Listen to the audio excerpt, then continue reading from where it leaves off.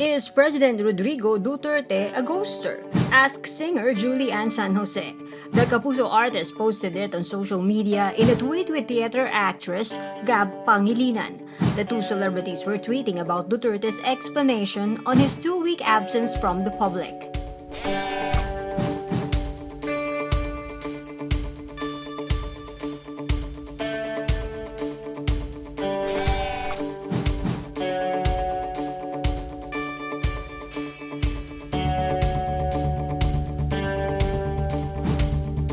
Pangilinan made the initial reaction.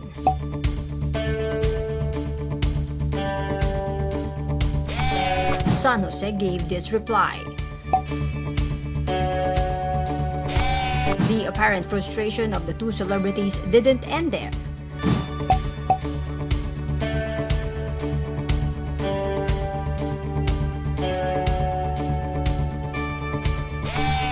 SanJose was referring to the videos and photos of Duterte posted on Facebook by Senator Digong.